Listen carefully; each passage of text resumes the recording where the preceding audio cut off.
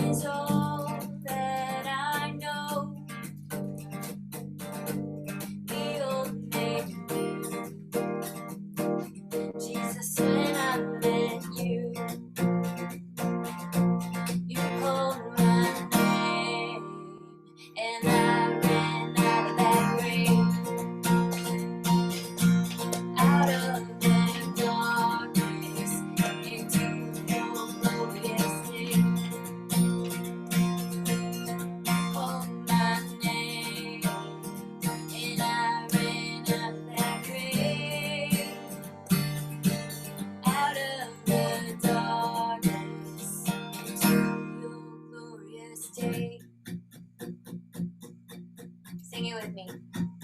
I needed rescue, my sin was heavy, but chains break at the weight of your glory. I needed shelter, I was an orphan, now you call me a citizen of heaven. When I was broken, you were my healing, now your love is the air that I'm breathing. I have a future, my eyes are open, 'cause when you call my name, I ran out of that grave,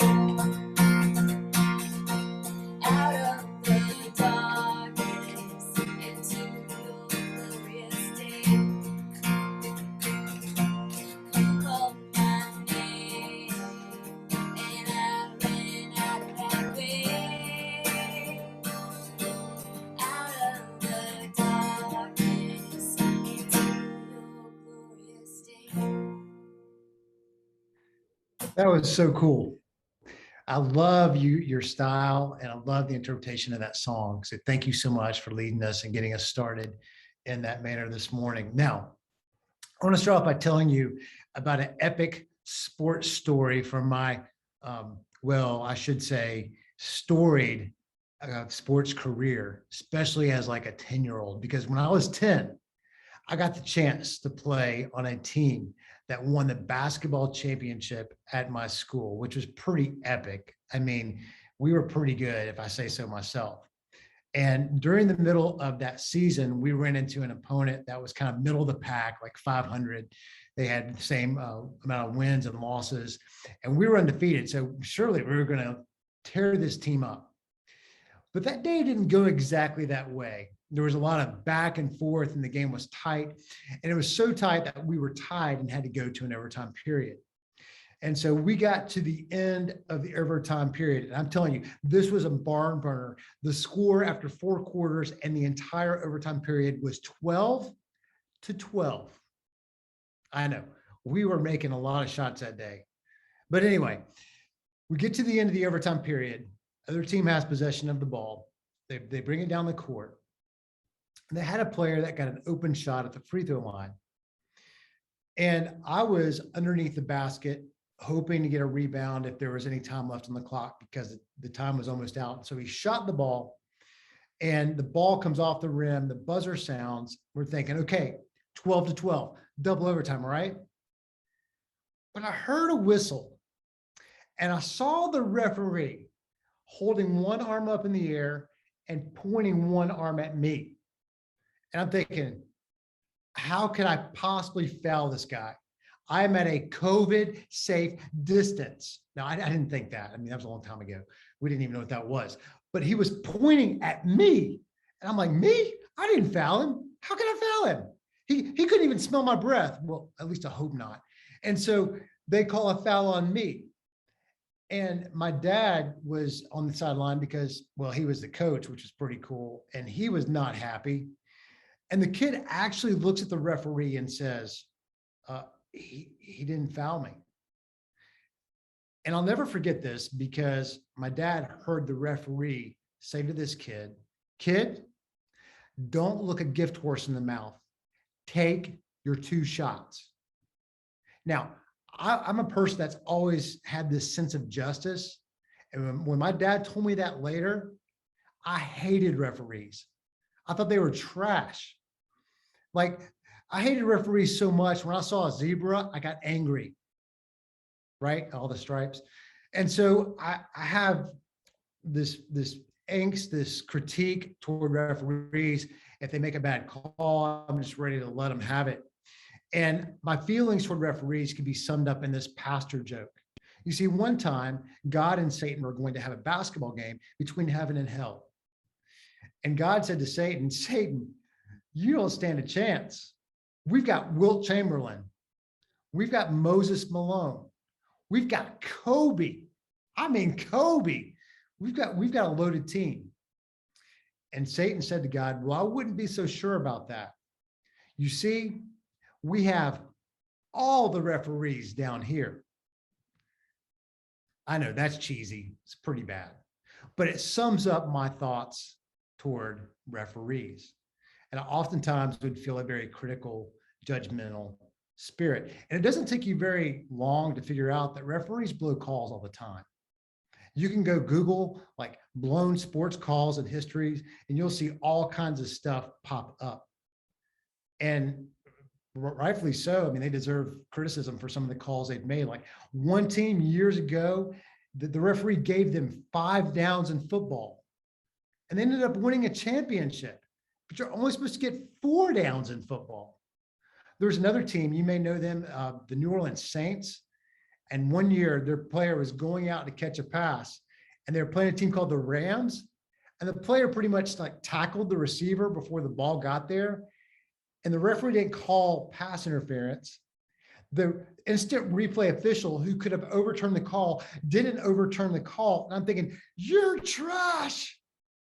We think of all kinds of, if we really think about it, if we've been to sports games before, which probably all of us have, we can think about chants we've heard, and some of them can get pretty bad and pretty profane. It's just ref bashing is just part of life. It's something we do. Now, here's the thing that's interesting to me is refs are not the only group of people that get bashed. Sometimes we end up bashing or criticizing other people, and well, sometimes they criticize us. And so I started thinking about how are we criticized? And this past week, I sent a text to about 10 different people. And I said, how have you been judged with a critical spirit in your life? Or where do you experience that the most? And the responses I got were kind of interesting. The first one was my ex-girlfriend. And I say it like that with an edge because usually when we say ex, it kind of has that edge to it. But ex-girlfriends, I guess, can be judgmental. And this particular person said, my ex-girlfriend was very judgmental of me with a critical spirit. Then I got another one that you guys will not be surprised by this answer because you're very smart people. And well, maybe you've had this experience, hopefully not, but you probably have, was mothers-in-law. No, none of you have ever had that experience, right? And then someone else said, my father-in-law.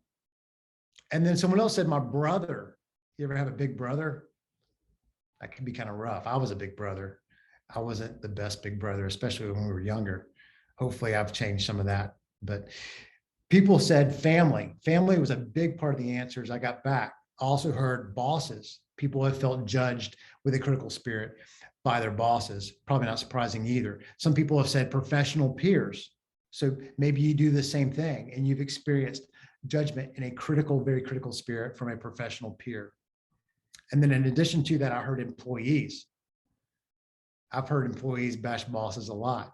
I heard customers. Someone even said teachers.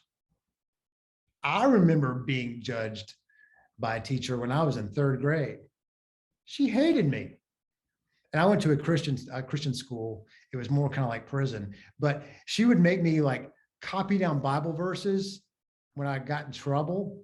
And you ever just have people you can't win with in life? It's just, no matter what you do, you just can't win. I remember one day it was raining outside and I was a precocious 3rd grader. And I was like, oh, there's a rain puddle. I'm going to jump in it. Well, do you know that my 3rd grade teacher happened to be standing right beside me in a white dress with little blue bonnet flowers on it? How I can remember this tells you how scarring it was, because when I hit that puddle and that water was going into the air and that mud was going toward her dress, in my head, I was like, no. And it's like, bap, bap, bap, bap, bap, bap, bap. And she was covered in mud. We understand what it's like to just not be able to win with somebody and to be judged by a teacher. And so I started thinking about this a little bit more. I'm like, well, why do we judge people like in the first place? And a lot of times we judge people because we feel judged by people. Like you think about someone in your life who's judged you with a critical spirit. Isn't it pretty easy to judge them back, to give them a taste of their own medicine? Sometimes we just don't like the person, right? You ever heard of RUF? Resting ugly face? Some people just have RUF. It's like, I see you, RUF, rest rough, resting ugly face. We just don't like some people. Some people, it's just like, you have a face I want to punch. That's messed up. I shouldn't say that, but we understand that reality. And then sometimes we feel hurt, like someone's hurt our feelings. They haven't met expectations. They've said something, they've done something, and we're hurt. And so we judge them because, well, we're hurt. Or someone has violated our moral code, our sense of right and wrong.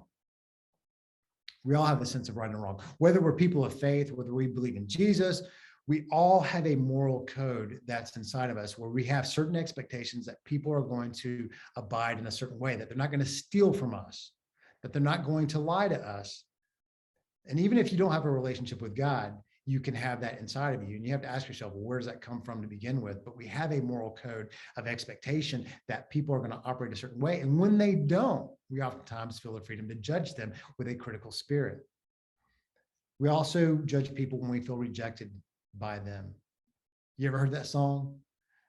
You're just somebody that I used to know. There's a reason that song was written, because there's feeling behind that of being rejected. And sometimes when we're rejected by somebody, especially someone close to us, like let's say an ex or family or someone at work or someone at school, we can judge them back. And it's kind of interesting that when people talk about where they feel judged most with a critical spirit, it's oftentimes family, or it's oftentimes people that you have close proximity to. And as a result, a lot of times then we don't have a relationship with those people anymore, or it's extremely limited because there are things in between us and that person. We judge people when we're insecure. I think this may be the core of a lot of what we're talking about here. I was talking with my friend Will, who's watching right now, and he was talking about how, man, I think insecurity is the core where people judge others out of. I was like, yeah, that's right. It's going to make it into my message today. We also judge people because we want to protect ourselves from being judged. Like if I beat you to the punch, you can't really hurt me. And so it's like this protective shield that I can throw up so that you don't judge me. And then we also judge people because we want to fit into a group of critics. When people start bashing other people, it's just kind of easy to jump in to be part of the group. Even talking to one of my friends that's part of our church, he told me one time his family, they would have people over to eat. And when they would eat, they would treat this person really well. But when that person would go home, they would all talk about what they didn't like about that person. And then one time he was over there to eat and he left and he had to come back.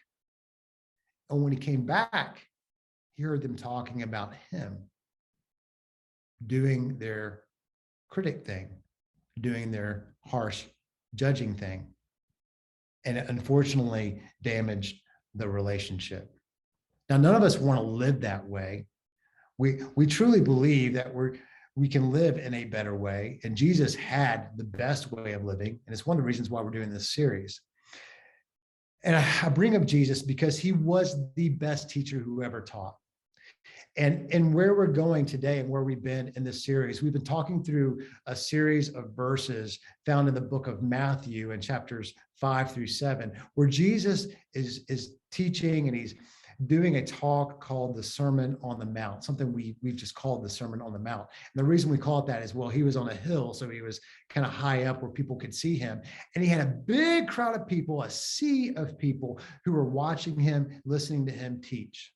And these were people from all kinds of different backgrounds, different statuses. Some people would have seen themselves as high, some people would have seen themselves as low. But in that crowd, there were plenty of self-righteous people who were judgmental. And so Jesus spoke directly into this. And this first century teaching wrote down by his disciple Matthew, who was an eyewitness to everything that happened. And so in this crowd, he talks about judging and being judgmental and judging with a critical spirit. And he gives his teaching that's, I think, pretty challenging and pretty hard in order to help us live the better way. So in Matthew chapter 7, verse 1, Jesus said, do not judge, or you too will be judged.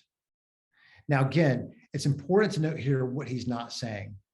He's not saying you shouldn't have good judgment. You need to have good judgment. You need to have wisdom. And exercise and live in wisdom, you have to judge situations. Sometimes you have to say, this person I can't hang around with in certain situations because of the things they do. I don't want to be associated with that, or I may get sucked into doing what they're doing, or maybe I can hang out with them in certain situations, but not others. And you guys understand this. I mean, there are people we know who struggle like with alcohol addiction. You don't want to go with certain people to the bar who you know are going to be hitting it hard, because it's just easy to get sucked into all that. And so using good judgment is important. Being wise is important. And sometimes you have to make a judgment about a situation in order to do that. But what he is saying is he's speaking about judgment in a critical way, in a severe way, in a harsh way, in a fault-finding way, kind of doing this kind of deal of pointing and let me see what I can find wrong with you. Because he knew that in that crowd that day, there are many people who have put themselves up on a very elevated position and saw themselves up here while seeing other people down here. And so they would be looking down on other people and they would be judging them based on, oh, you're a tax collector. Oh, you're a prostitute. Oh, you're not part of the Pharisees. Oh, you're a Sadducee. Or you're part of the government. And we could go on and on and on again. But we understand what this is like, because a lot of times we experience judgment from the people who are closest to us. We experience judgment from someone that we don't even know on the other side of a computer or on the other side of a phone who is weighing into social media or putting stuff out there. And it's like, oh my gosh, this is terrible. It's just everywhere. You go to Twitter and spend some time, you're going to see a lot of severe judgment. So he continues in verse 2 by saying, for in the same way you judge others, you will be judged. And with the measure you use, it will be measured to you. Judging with a critical spirit is like taking a boomerang. When I was a kid, I had a boomerang. It was a Nerf boomerang, but it was a boomerang. And the idea is that you could throw that thing by twisting your wrist in a certain way and it would come back to you. Now, mine always kind of just like fell on the ground. It was kind of sad. But the idea then with like a weapon that's an actually boomerang is that you would throw it out and maybe you would hit somebody and then it would come back to you. And I like had these visuals, which is kind of psychotic, of being like someone from who's down under. And I would be throwing my boomerang, my Nerf boomerang, and hitting a kid in my neighborhood in the head that I didn't like. And then it would come back to me. And I'd be like, oh, look at me now, bro. But boomerangs in the truest sense are intended to injure, but to come back to us. But when we judge someone with a critical or harsh or severe spirit or way, it's like we injured them, but then it comes back to injure us, much like a boomerang. And another reason we judge people with a critical spirit is, like I mentioned earlier, we see ourselves at an elevated position. And it's easy when we do that to almost see ourselves like God without saying that we are God. And James, the brother of Jesus, which would, again, it blows me away every time I think about James being the brother of Jesus and actually calling Jesus his Lord. Like, what would it take for you to call your brother Lord? It would take a whole lot. But James, the brother of Jesus, wrote this when it came to judgment and slander. He said in James 4, chapter 4, verse 11, brothers and sisters, do not slander one another. Anyone who speaks against a brother or sister or judges them speaks against the law and judges it. When you judge the law, you are not keeping it, but sitting in judgment on it. In verse 12, he writes this: there's only one lawgiver and judge, the one who is able to save and destroy. But you, who are you to judge your neighbor? And the thing that James wants us to know is we can't handle the weight of being judged. We can't handle that truth that there is one judge.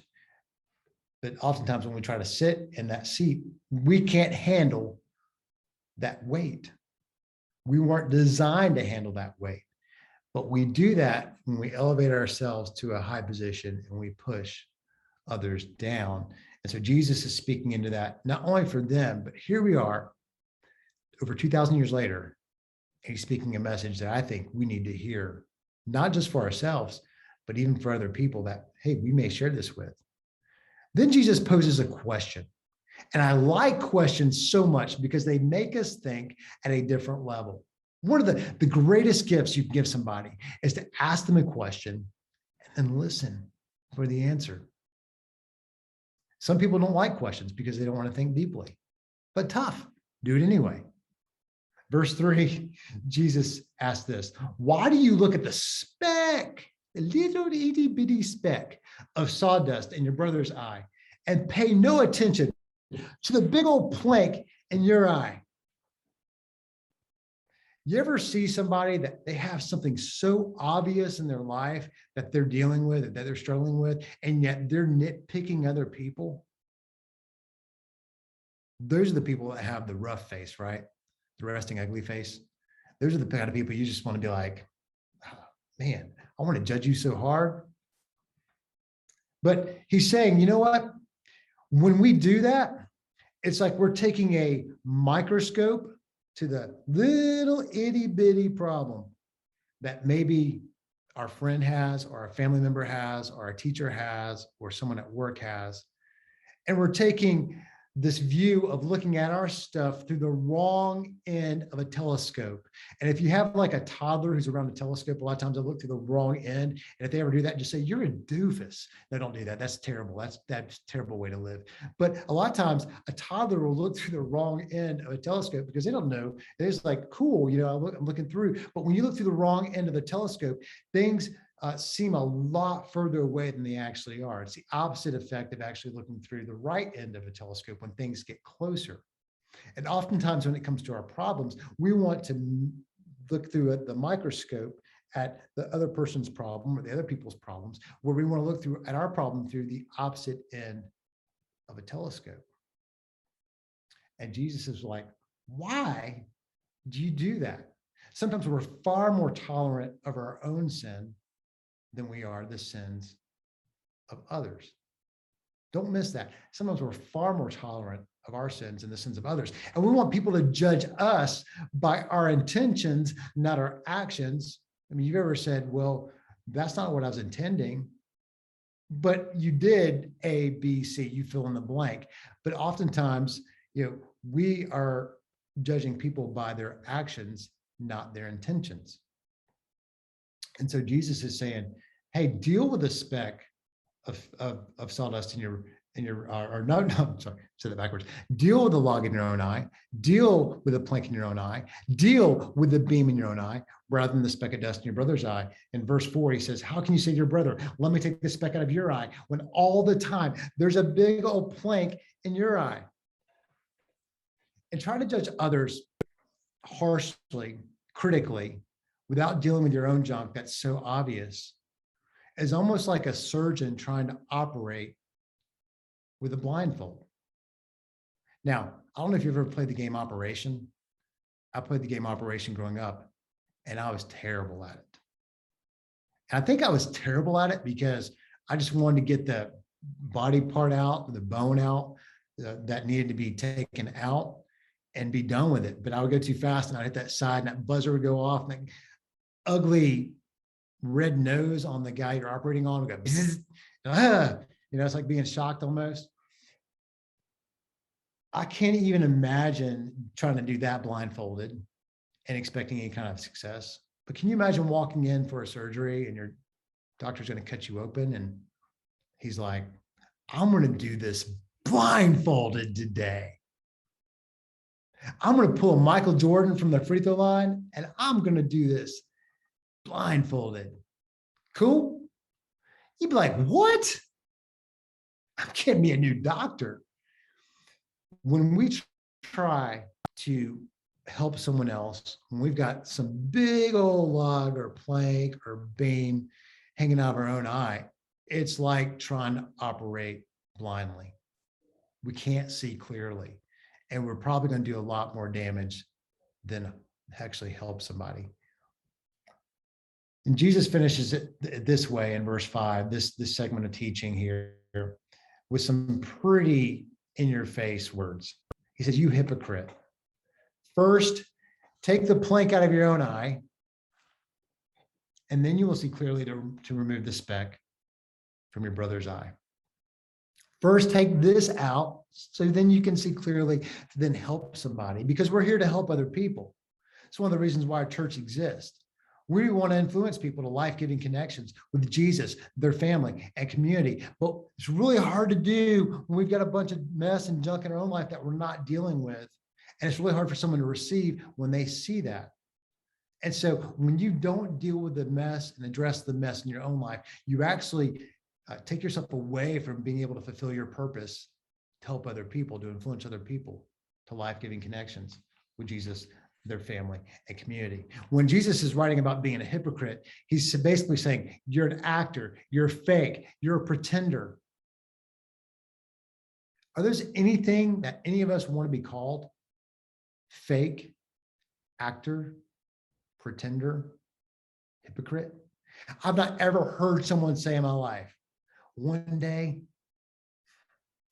I hope to be a hypocrite. It's just like while we're doing this series, I've never heard someone say, one day, I hope to do life worse. I hope to live the worst way, worse than I am today. I want to be worse tomorrow than I am today. No, it's messed up. We would never do that. But when we try to help people with the speck of sawdust or judging the speck of sawdust, that little itty bitty thing in their life, without dealing with the big thing in our life, that's exactly how we come off as being a hypocrite. And what Jesus knew about his audience that day is a lot of them had propped themselves up and put themselves in this high position, looking down on others, and it blinded them from seeing the truth. And I do know about you and me because we all want to be able to see things clearly. Life is already confusing enough as it is. So I want to talk in a few minutes about how we can know where we are. And I want you to think through a series of actions maybe that you take, because if you do, you might have a plank in your eye. And I don't want you to stay stuck there. I want to help you take that next step. I don't want to have a plank in my eye. I don't want any of us to have to live that way and to come off as being judgmental with a critical spirit. So how do you know you need a correction to see clearly? The first thing is maybe you blow small things out of proportion. You take something small, much like a speck, and you make it really big. Or maybe you minimize your faults. Maybe you minimize your planks, beams, logs, while magnifying the faults of others. You probably know some people that have done that before. You come to quick, hasty, and negative conclusions when you're thinking about people. Quick, hasty, negative conclusions. Maybe you get involved in situations that you have no business getting involved in. Have you ever known anybody like that? They love to get involved in situations they have no business in because it's not about them. The focus is off them. They can be judgmental toward other people. And they can take the information they get and its power, and they can use it against that person to make that person look worse even. And it's like some horrible, like witch, like stirring the pot. You don't want people like that in your life. But sometimes this is even our own family if we're not careful. Sometimes it's us. Passing along critical stories to others. That's another way you can know if you're maybe being judgmental, which fits in a lot with what I just said. Maybe you're too harsh even when speaking the truth. Have you ever known someone that, there's a problem, there's a little problem, maybe like a fly, and when they go to get rid of that fly, they don't take a fly swatter like a normal person. They like pull out a bazooka. I'm gonna get rid of this fly. Boom, and it's like collateral damage everywhere. And what could have easily been dealt with by a little plop has been blown into something so much bigger because of the method used to address the situation. And last, but certainly not least, putting down others to make yourself look better. And that's exactly what a lot of the Pharisees and the religious teachers at that time period were doing. They were putting others down, keeping others down to make themselves look better. I mean, Jesus called them whitewashed tombs. If you would say that any of those actions are a part of your life, you may struggle with having a plank in your eye. But here's what I'll tell you about me. I've done all those things. I've done every single one of them. And it's one of the reasons why I know I need Jesus. You ever like say that about somebody like he needs Jesus? I need Jesus because I can't do this on my own. I'm going to be a judgmental jerk without letting him drive. And the reality is we all need Jesus. It's why he came to save us from our sins. It's why he came to give his life. And so he's doing this teaching to help the people that are listening to not be stuck. And in the same way, he wants you to be unstuck, to not see yourself up here, not to see yourself down here, but see yourself right here, because people are people. The playing field is level when Jesus is talking here. He's saying we're all the same. And the beautiful thing about Jesus is he bridged the gap between us and God by giving his life and helped us to be on the level of being his child, which is a pretty esteemed place, and being part of his family. I need him, and I know that you do too. So where do you need some correction in your vision? Like going to the eye doctor. When I go to the eye doctor, I realize that I'm pretty blind. That when I start reading the letters down the list, it gets to a point where I can't read anything. And they've given me corrective lenses that are 4.75, which means I'm very, very nearsighted. It's amazing what happens when I take those contact lenses out and how poorly I can see, and what happens when I put them in and how clearly I can see. And when you take the log or the plank out of your own eye, then you can see clearly to take the speck out of your brother or sister's eye. So a couple of questions I want you to consider. What plank or planks do you need to remove out of your eye? What plank or planks do you need to remove out of your eye? I ask you that not just to say a question, but to hopefully have you maybe even contemplate this throughout the day. What needs to be removed out of your eye? The whole purpose behind that is so you can see clearly to help others. And secondly, other question I want you to ask yourself is, where and how do you feel the most judged with the critical spirit? I think it's important to think about where you feel judged with the critical spirit, because I think that helps us to remember that we don't want to do that to other people. It helps us to go, I don't want to treat anybody that way. I don't want anybody to feel that way. And I want to finish our time here by talking about referees again, because I had a pretty awful view of referees up until the last several years. What changed for me? Referees got a name. When I met Brooke, her father was the referee for high school basketball. He refereed some pretty big name players back in the day, like Dwight Howard and the guy named Randolph Morris, who played at Kentucky. And he would tell me just some of the things he experienced being a referee. And it's really pretty tough from the coaches or the players or the fans. And so the referees got a name when I met Brooke and met her dad. Well, then I became a youth pastor and I had kids, and I was also a coach.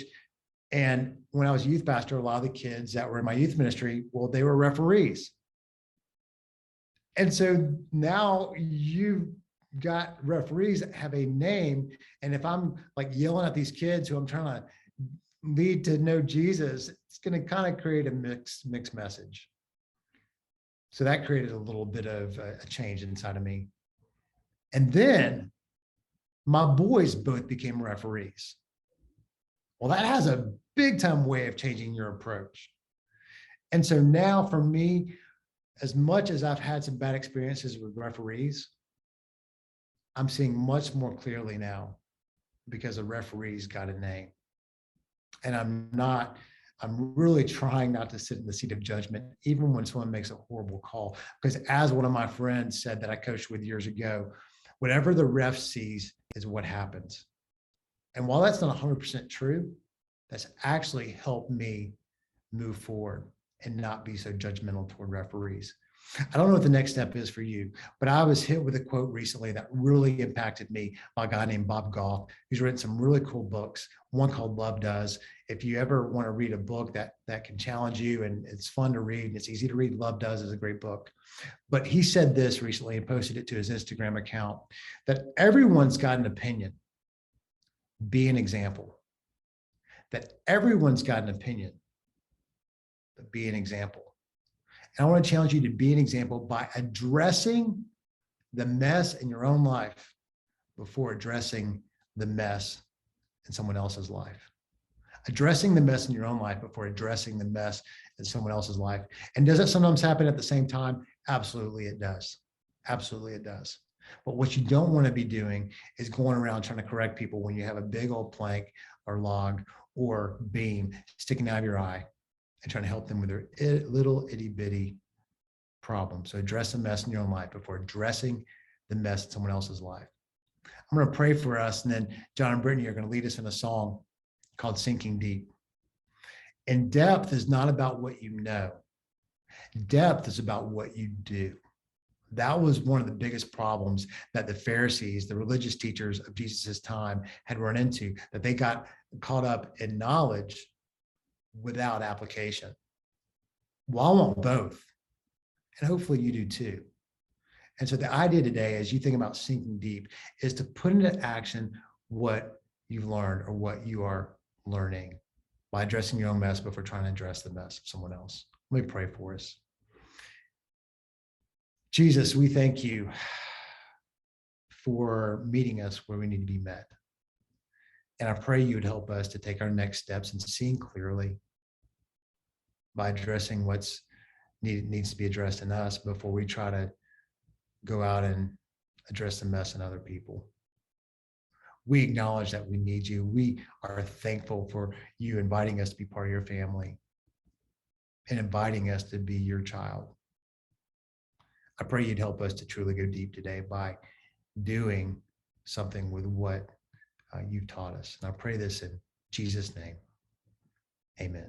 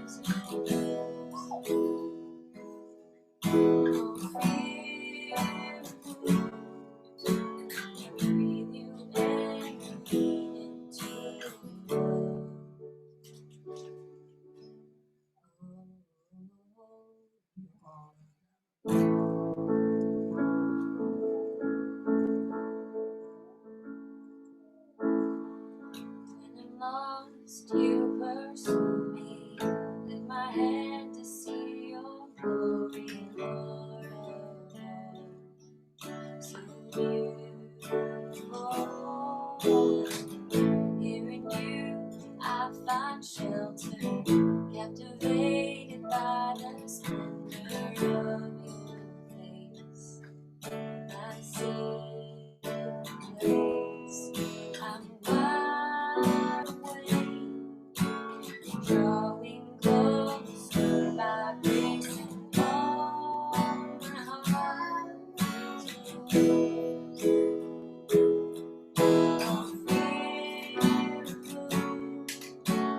with you and into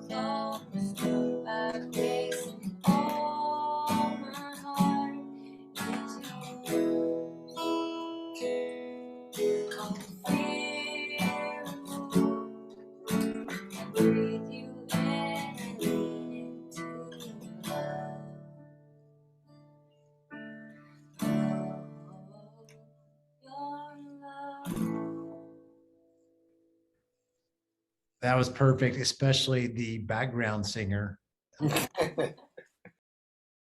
Sound like she was having a pretty good time playing too, which, man, I tell you what, I love being part of a church that has multiple generations. And then we go down from babies up into our seasoned adults. And I just really appreciate the different perspectives and the life that comes from all the generations. So thank you so much for leading us in that song. And we are going to be doing our small groups in just a few minutes. We'll give you guys a break. And if you can't make it, don't feel like you have to stay around. But I'm looking forward to this discussion. And so we'll be doing that. Just to remind you, if you are interested in baptism, we'll be doing that in a couple weeks on September the 12th. And we'll be starting our new parenting group on September the 13th on Zoom. So thank you guys for being with us. Hope you have a great day. We're going to